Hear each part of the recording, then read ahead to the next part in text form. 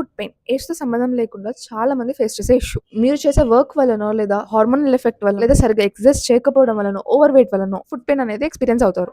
What ever the reason is, మీరైతే first ఒకసారి డాక్టర్‌ని కన్సల్ట్ అయ్యి డయాగ్నోసిస్ ఏంటో చూసుకోవాలి. పెయిన్ కిల్లర్స్ వల్ల నొప్పి అనేది టెంపరరీగానే తగ్గుతుంది. ప్రతిరోజు పెయిన్ కిల్లర్స్ ఏసుకుంటూనే గడిపేద్దామనే ఆలోచనలో ఉండకండి.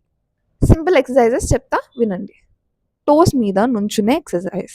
కాళ్ళ వేళ్ళ నుంచి మళ్ళీ పాదానికి, పాదం నుంచి వేళ్ళకి ఇట్లా 20 సార్లు చేయాలి. ఇట్లా టోస్‌ని ఇట్లా పైకి లేపి కిందకి దించాలి. పైకి లేపి కిందకి దించాలి. ఏదైనా స్కార్ఫ్ గాని, క్లాత్ గాని కూర్చొని కాలు జాపి ఈ క్లాత్‌ని పాదం మధ్య భాగం నుంచి తీసుకెళ్ళి వ్రాప్ చేసి పుల్ చేయండి. పాదం స్ట్రెయిట్‌గా ఉంటుంది.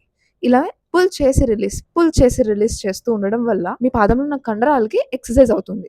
అండ్ ఆఫ్‌కోర్స్ ఈ ఎక్సర్సైజెస్‌తో పాటు మేజర్ కాజ్ తెలుసుకొని ఆ కాజ్‌ని ఎలిమినేట్ చేయాలి.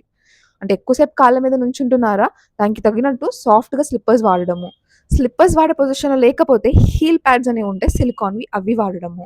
నిద్రపోయేటప్పుడు కాళ్ళ వేళ్ళని దూరం ఉంచడానికి సాక్స్ ఉంటాయి. ఆ సాక్స్ వాడటము లాంటివి చేయాలి.